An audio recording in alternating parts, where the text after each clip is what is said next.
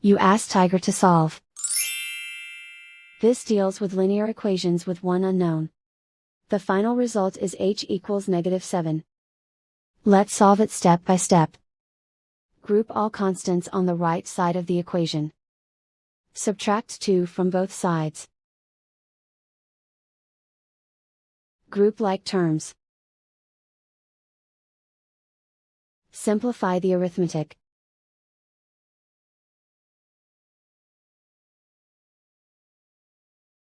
Isolate the h. Divide both sides by 2. Simplify the fraction. Find the greatest common factor of the numerator and denominator. Factor out and cancel the greatest common factor.